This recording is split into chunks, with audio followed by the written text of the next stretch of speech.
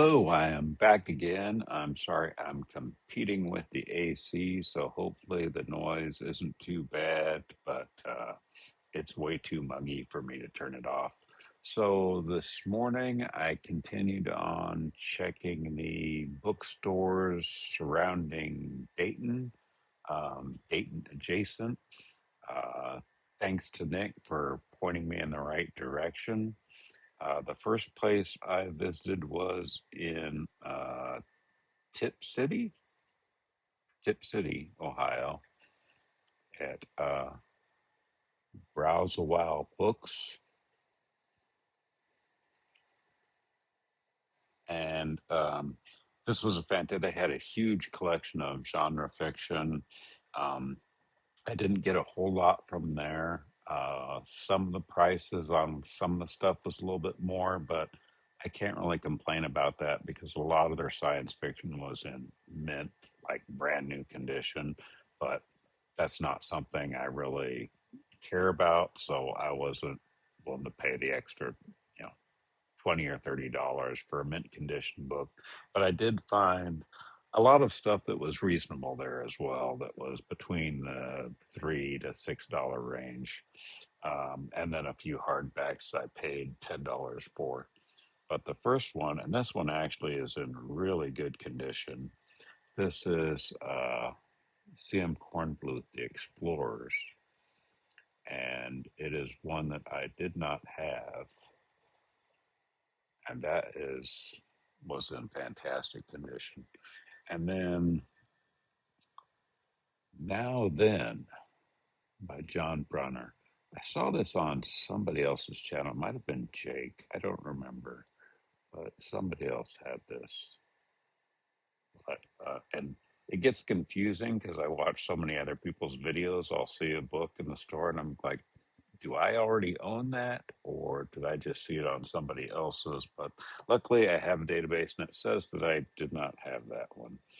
And this is one I've never even heard of before. I've heard the author's name, Douglas Warner, but this is Death on a Warm Wind. Earthquake. 95,000 vacationers fell when the evil wind blew death. Now, the same strange wind was blowing towards London.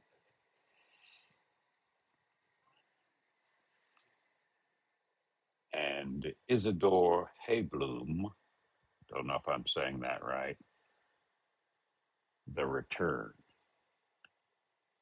In 2 weeks, the brain fits would drive Kramer to another murderous rampage, but Kramer's world didn't have 2 weeks left.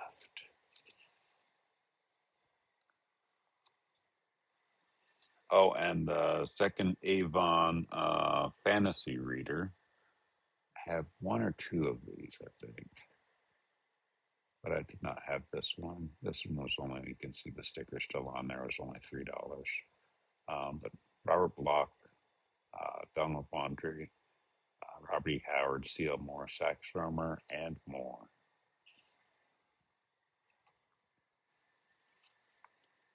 And that one, this one is Three Times Infinity. So this has a story by Theodore Sturgeon, one by Rob A. Heinlein, and then another one that was co-written by Ray Bradbury and Lee Brackett. So that one was Lorelei of the Red Mist that they wrote together.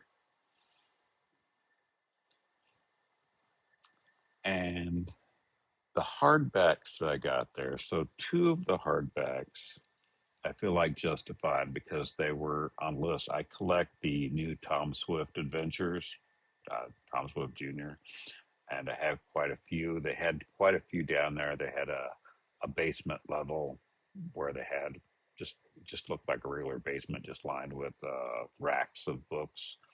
And in the section there, they had quite a few of the Tom Swifts. Most of them I already had, but they had two that I did not, and that is Tom Swift and his electric retroscope, excuse me. And these are children's adventures. Oh, it's another bookmark. children's science fiction adventure.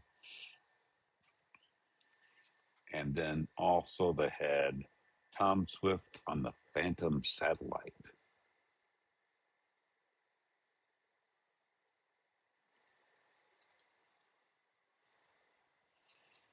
Okay, and then the third book that I picked up,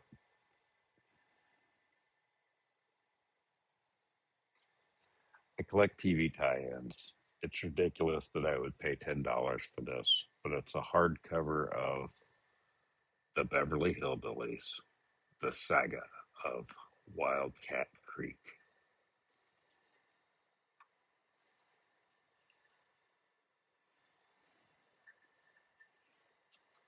I'm not sorry. I don't care.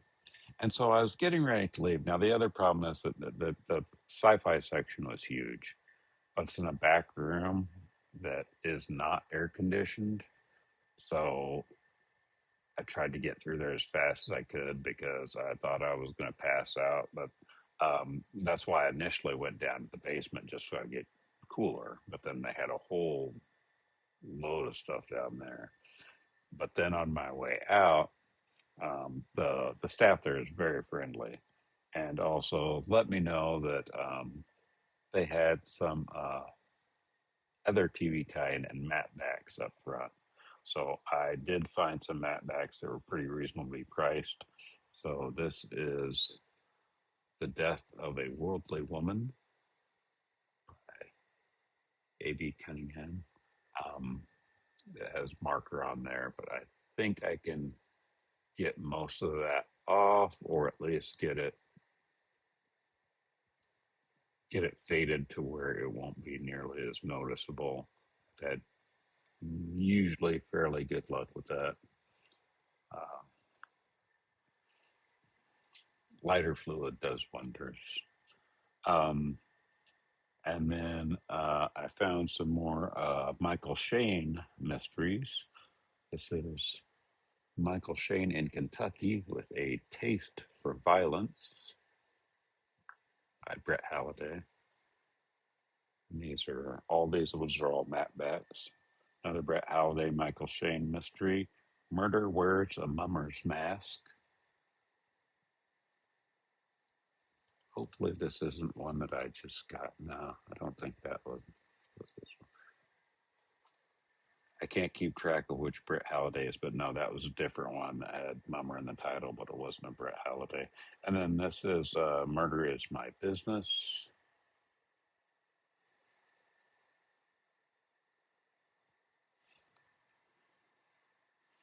And then H.W. Roden. I don't know this author, but it is Wake for a Lady.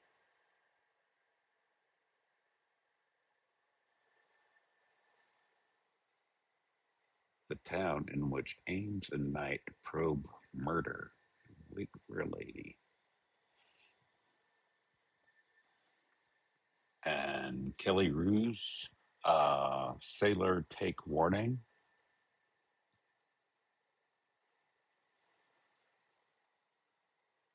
Central Park, scene of murder in Sailor Take Warning.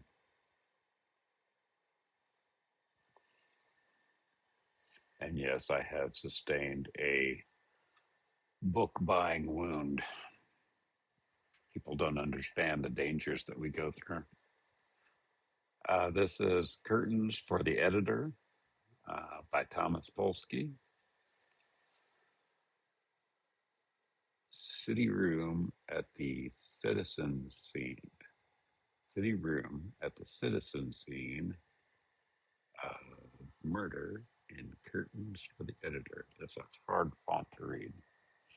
Okay, so those were all the books that I got at Browse a While Books. And then I headed over to um, what's the town? Uh, Fairview? Fairborn. Fairborn, Ohio, to go to the Bookery Fantasy. So I went in. They have it's a lot of comic books and things, but they have a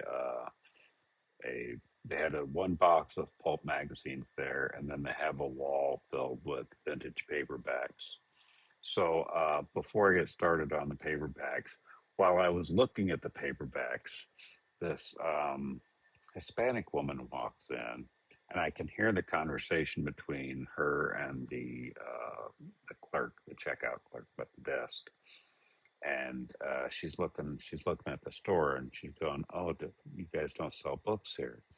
And I didn't realize she had two trade paperback books in her hand. But I could hear the guy tell her that, well, they just had vintage books along this wall here. And she starts telling him about how her son is an independent writer trying to be a writer who just wrote this fantasy story, and she's trying to help her son promote the book. And she had these two copies of the book that she wanted to try to figure out how to promote it, that she was just giving away. And the guy was telling her, well, we don't do that here. We just are vintage books. And she's asking him, I just want to try and help my son out, and so that people can see his book. And do you know how I could go about doing that? And he was like, I have no idea. So she's like, okay, I'm sorry. And she's getting ready to leave. So I stopped her and told her, I have a channel that I will, if she wants to give me a copy, I can't guarantee I'll review it. I haven't read it. I don't know if it's any good or not. At least let people know that it's out there for her. So, and she had a little note about her family trying to help her son. But this is the book. It is called Eidolon, from the case files of the OHR. I don't know what that stands for yet, but the author is C.L. Stiles. And I'll just read the back. When a man vanishes from a Kansas City diner, pulled through reality by forces no one can explain, Nathan Quip knows it's only the beginning. As director of the Office of Hidden Realities, OHR, Quip has spent his career keeping the supernatural world invisible to those who can't handle the truth.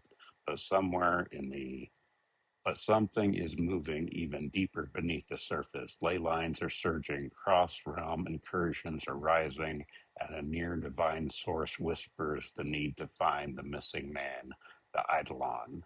Now, Quip's team is scattered across 2 continents and 12 centuries, racing to piece together a mystery that reaches from the streets of Kansas City to ancient Stonehenge. The veiled world is fracturing. The unveiled are running out of time, and something much older than the OHR is finally paying attention. So it sounds interesting. Like I said, I haven't read it. I don't know if it's any good or not. Um, but I know how hard it is for indie authors just to let people know that they have a book out there. So if you want to show this guy some love, I believe this book is on Amazon. Uh, he had a note that he wrote in here. I'm not going to read all of it, but I will put the Amazon link in the description if anybody wants to check it out. Um, I'll read this part of the note that he has in there. From the author, Kansas City is my home. I felt it was time to put it on the supernatural map. Eidolon is a thriller about the people and creatures, witches, werewolves, ghosts, and more, who work for a secret government agency tasked with keeping the impossible world hidden and the rest of us oblivious. It opens with the head of the agency, recently widowed, uncovering the beginnings of a world-threatening plot. And so it says, think real people in unreal situations meet Arthurian legend. Um, so I will go ahead and put the link for it in there. But then the mom wrote a note saying, hi, this is a free book for you. We're helping our son to promote his book, which I thought was sweet and very encouraging that she would go around door to door just trying to get her son's book noticed. Like I said, I haven't read it, I haven't reviewed it. I will read it and see what it's like, but I have no idea if it's good. But I told her I would let people at least know that it's out there.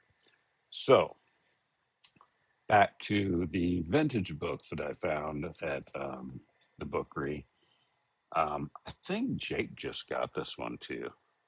This is Frontiers in Space, or I feel like this is one that Mythologist Ed just sent Jake. I might be wrong. And then, and these ones, by the way, I believe these ones were all $1. So these, there's a couple of paperbacks in here that were more, but they had a separate box out that was just $1 a piece for them. So like this one was $1. The Chiselers by Albert Conroy. Uh, Boyhood's Remembered, Hates Destroyed, The Man, the Woman I. That sentence doesn't make any sense. It began really in school days when two angry boys fought over a girl in pigtails. Years later, they fought again as men now, the deadly battle for a city brimming with vice and for a grown woman who never had been worth it. A brutal novel of gang war by Albert Conroy. And then this wasn't was this in the dollar bin? I can't keep track of them. But this is Escape to Earth, science fiction novelettes. You got Manly Bannister, Robert Sheckley, Noel Loomis, James McCrae, Judith Merrill, MC Pease, and Raymond F. Jones. So,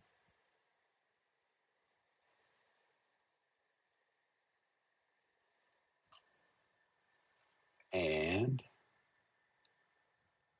this is another anthology. It's Earthmen and Strangers with bubble helmets.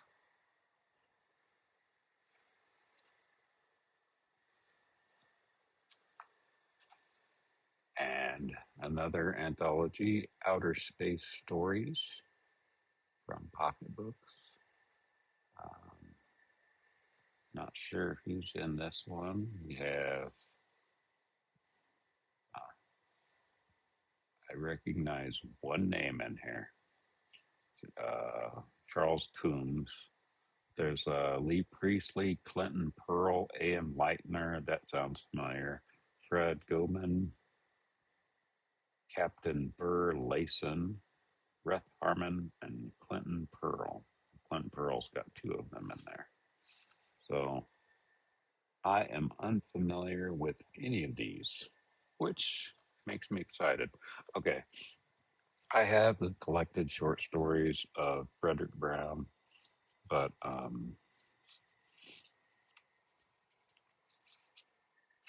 I've always wanted this particular cover for this collection of short stories, but usually expensive. And this one is in immaculate condition, but the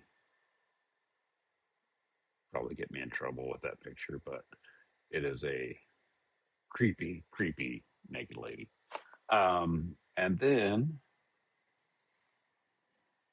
there is Twisted, an unholy Bible of weird tales by Ray Bradbury, Theodore Sturgeon, and others. Who are the others? Ah, there they are. H.P. Lovecraft, Edgar Allan Poe, Margaret St. Clair, Eric Frank Russell, Ambrose Bierce, Stephen Grindon, Walter M. Miller Jr., Will Jenkins, William Stewart, Stephen Crane, Gary Mospont, David H. Keller, George Langeland, Ray Bradbury. And then we have, there's a lot of anthologies in this. The Other Passenger. I believe this is a collection by John Keir Cross. Terror in Needlepoint.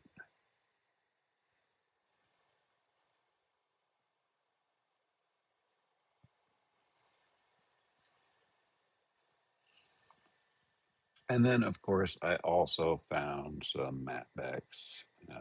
Well, actually, not all these are mapbacks. Yes, some of these are mapbacks. So um, the first one is Elizabeth Hughes Holloway, Cobweb House.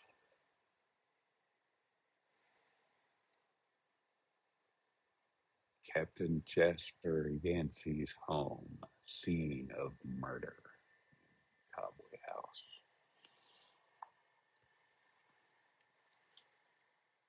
I think that might have been the only map back I got from her. But then we have Henry Kuttner that I did not have.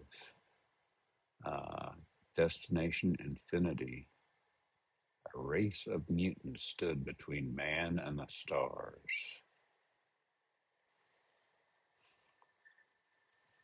And this is one I've been looking for. It's Burn Witch Burn by A. Merritt.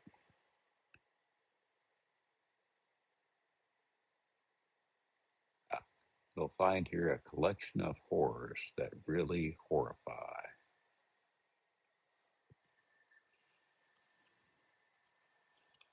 And Sweet Money Girl by Benjamin Appel.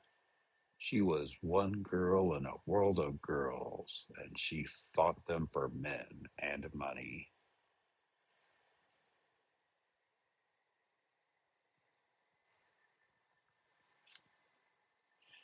Yeah, this one just made me laugh, and it was cheap. So, um,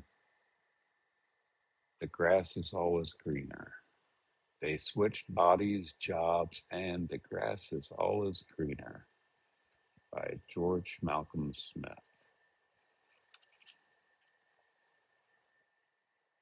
If this happened to you, what would you do?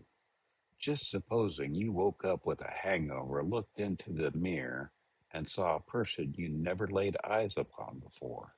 What would you do? That's what Henny? Henny Sherman did. He immediately consulted the nearest psychiatrist.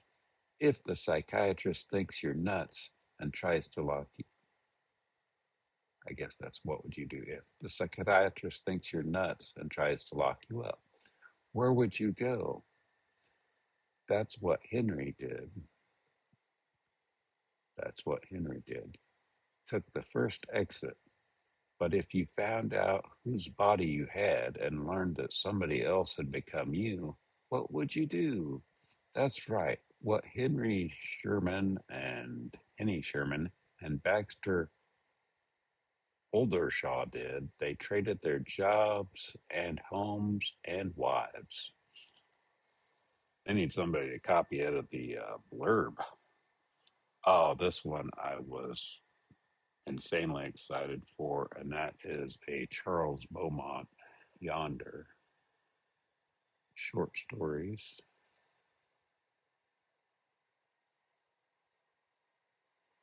The fiend in you has been awakened, and you're frightened, but you can't stop reading. You've got to read on and on and on. I hardly ever see Charles Beaumont anywhere. On the rare occasions that I do, it's insanely expensive. This one I got for my wife. This was actually on her list for me to find. It's Captain Judas by F. Van Wyck Mason. Intrigue, death, and adventure as one man challenged the vicious might of a pirate empire.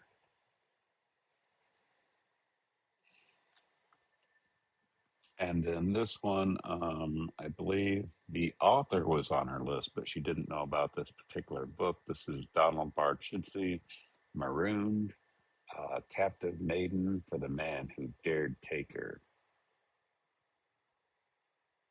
For anybody who's new to the channel, my wife loves pirates and highwaymen, books of all kinds. I love pirate books as well, but these always end up in her collection. Um, and this one technically isn't a pirate, but it's very swashbuckly. It is Queen's Blade by Nicholas Gorham.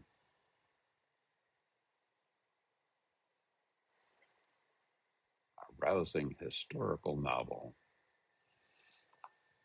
And then, like I said, I also found some pulp magazines there. I haven't taken these out of the package yet to find out which other authors are in there.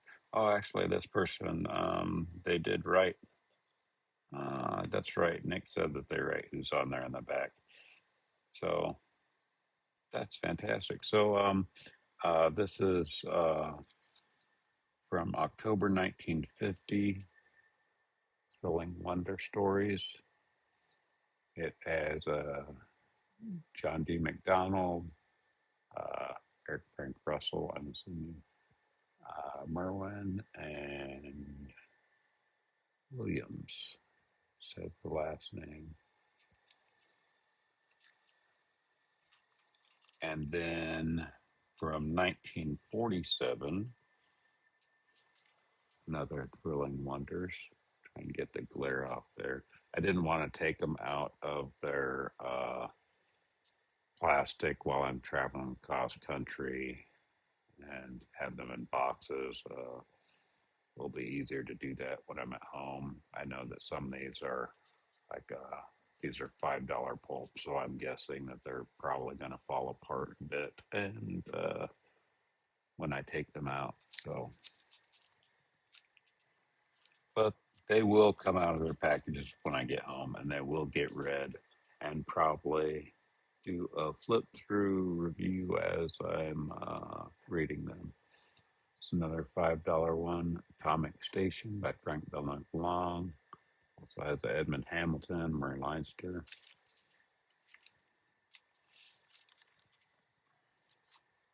And this one has a Jack Vance, Henry Kuttner, and Murray Leinster, and Bubble Helmets. And this one is from 1948. And I love this robot skull encased in glass cubes thing. I don't know.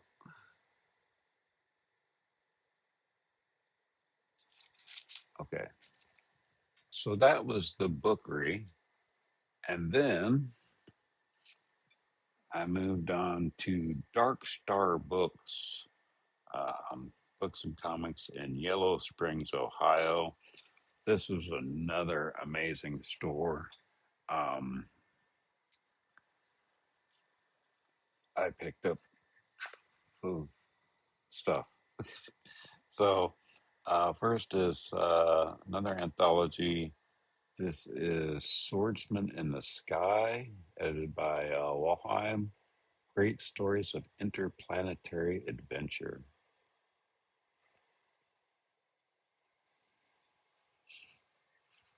And then I finally found it. I hear the guys talking about this all the time, but yes, I finally have the 4-Day Weekend by George Henry Smith, and it is in fantastic condition. And I think this was, was it $3? Yeah, $3. So not bad. And I don't believe I have this John Wyndham, Tales of Gooseflesh and Laughter. Uh, if I do, it's in a different livery than this. I'll need to double check to see if I already own this. I'll be putting these into the database later tonight. If I do already own it, then I'll have to make a decision which one I keep. But um, and then Michael G. Coney that I had not heard of before. It is The Hero of Downways.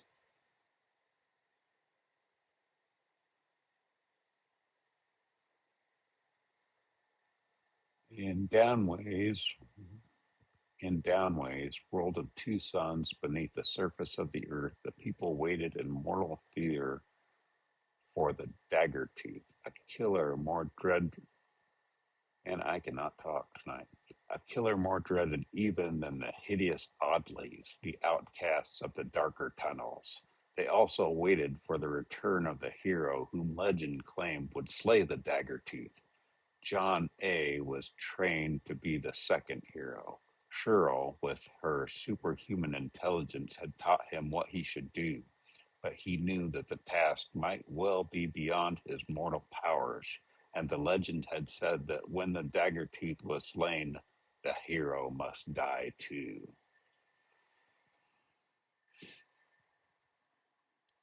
And then I've seen this one out and about before, but usually it's really in nasty condition at thrift stores. Now is a lot way more than it's worth. But this one I was able to pick up for pretty cheap. Um, but it's in great condition. This is Danger Planet by Brett Sterling, bringing the Captain Future universe. And then it has the cover of a Gothic. Not sure it's a Gothic, but this is a Kate Wilhelm that I didn't have. More bitter than death. The man she had married had left her alone on the island with no hope of escape and no means of protecting herself against a fate more bitter than death.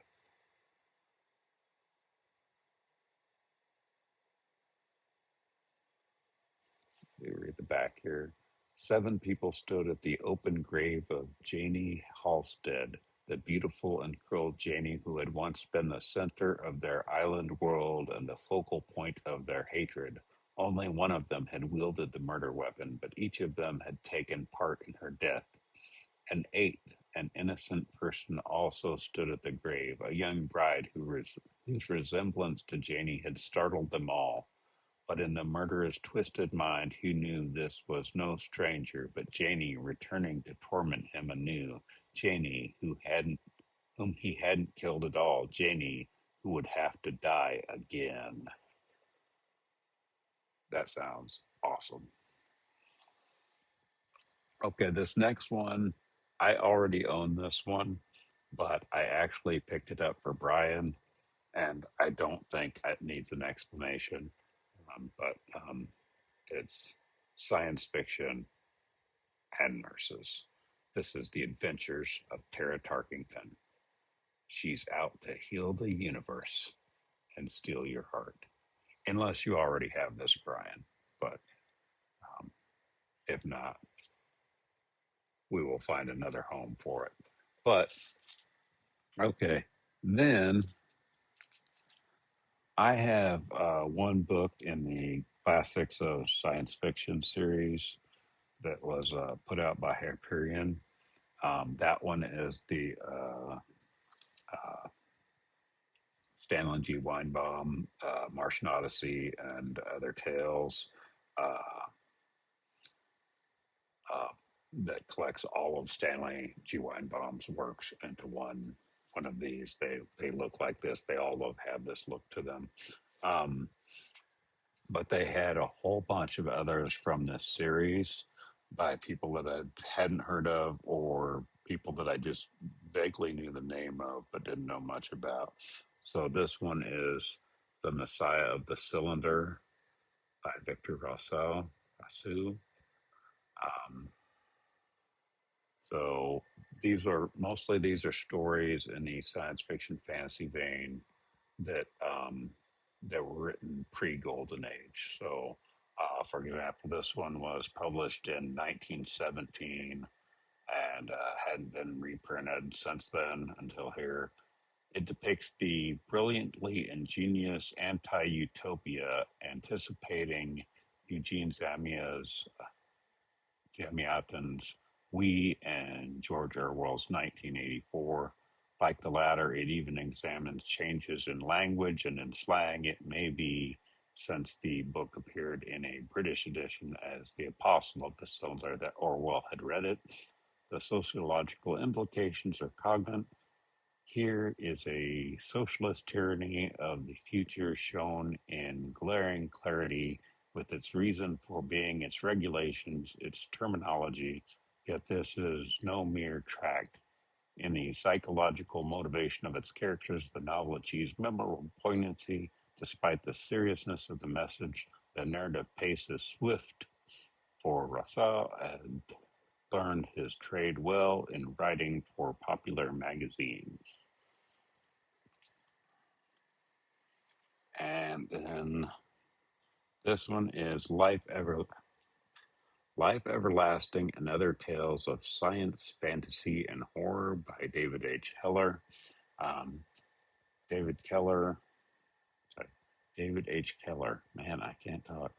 David Keller practiced medicine as a country doctor for 10 years, became interested in psychiatry in 1915, and practiced that specialty for 30 years, serving as assistant superintendent in state hospitals for the insane in Louisiana, Illinois, Tennessee, and Pennsylvania. So um, I'm not going to read the whole back of every one of these, but this is The Life and Adventures of Peter Wilkins by Robert Haltock. These days get long. First published in 1751, Peter Wilkins was reprinted in 1783, 1784, 1812, and 1816, and translated into French in 1763, into German in 1767. Uh, this is telling his history of all that. Uh, this novel of a man who discovers an advanced race of winged people has immense power and charm. For sheer narrative flow, it is probably the finest book of science fiction before 20,000 Leagues Under the Sea. Today's reader will find it amazingly contemporary in tone.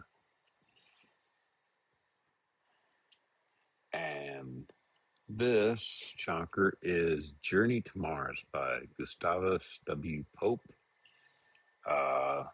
This 1894 novel is one of only two that Pope wrote. Initially, he had intended a series in which every planet was visited. A second title, Journey to Venus, was published, but that is all. Little is known about Pope himself, but Journey to Mars is a landmark. It is the earliest known title which can truly be said to be a scientific romance in the sense of the later works of Edgar Rice Burroughs. In point of fact, there is considerable evidence that it inspired the latter's Martian series. The book contains many of the same elements, sword fights together with ray gun battles, red Martian princesses, tribes of different colors, splintered kingdoms, a decadent civilization with elements of advanced science, a rich mixture. It is a splendidly paced story of high adventure on an alien planet. Then there is the second Deluge by Garrett P. Service, um, originally published in 1911. Um, trying to get past all the other stuff. In this story, a scientist, Cosmo Brasal, discovers that within a year, the Earth will pass through a small watery nebula, and that the result will be a layer of liquid 6 miles deep on the surface of the entire planet. Brasal builds a huge ark in which he manages to accommodate 1,000 people. The deluge arrives on schedule, and the ark, jammed now with the original 1,000 plus a vast number of desperate stowaways, sets sail. The second deluge is a tremendous story and a thoroughly engrossing work.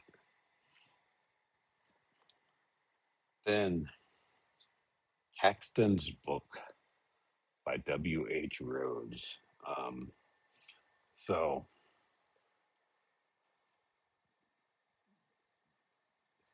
this one is funny. So, between 1852 and 1876, when he died, William Henry Rhodes delighted, horrified, and frightened his readers by presenting many of his science fiction tales as straight newspaper reports. In The Case of Summerfield, published by the Sacramento Union in 1871, he told of a man who had discovered a formula for making water burn and threatened to set fire to the oceans of the world if not paid a ransom of $1 million. The story was widely believed and caused great consternation until the paper finally revealed the hoax. In another, he told of a hole drilled so deep that it was inundating Belgium with lava. Still another was an account of a boy whose telescopic vision could make out the most minute details of the moon, but was blind to nearby sights. After his death, Rhodes' writings were first gathered in to form this book, which was published in which was published in 1876. So I don't know whether he was doing it as a stunt or just he liked to mess with people, but it sounds interesting. Um, and then we have City of Endless Night by Milo Hastings. This was written in 1919. Uh, this little known masterpiece concerning a eugenically controlled civilization is an important precursor to such works as Huxley's Brave New World. At some time in the future, the Germans start another war. Faced with defeat, they excavate deeper and deeper into the earth, covering the excavation with an almost invulnerable dome, at which the rest of the world bombs fruitlessly away. Eventually, there are millions of people underground. A complicated and autocratic civilization evolves, which wages perpetual and effective war against what has now become the Free World Federation. A young chemical engineer finally manages to enter the domed kingdom, rallies the disaffected elements of the population, and leaves by an underground tunnel. He later returns to lead an army against the Germans. The army, aided by the fifth column in the city, defeats the enemy and peace is restored to the world. Okay, then finally, I picked up some pulp magazines. Now, this person is the most I've paid for any of these pulps because it was $25, but it has a woman in a glass tube. And so I will pay ridiculous amounts of money if you put people on glass tubes. And strategically placed seaweed covering all of her naughty bits. And the rest of these ones at Dark Star were $15. This is, I don't know what year this is, 1944. This has The Ghost Pirates by William Hope Hodgson, and we all know about our household and pirates. And this one is from 1953, Fantastic Adventures, cast of characters by E.K. Jarvis.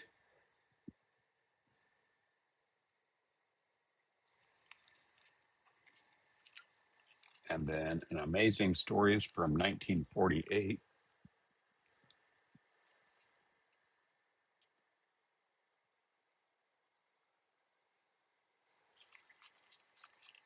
And finally, An Amazing Stories from 1953. All right, folks, that is it. That is everything that I got from the 3 bookstores surrounding Dayton. Finished up with all those around 4 in the afternoon, headed back on the road, and I'm now finally in my hotel room in Mars, Pennsylvania. And right across the street, I can see the place where PulpFest is going to be. So I'm going to enter all these into my database tonight and patiently wait for the rest of you to get here. I'll see you soon.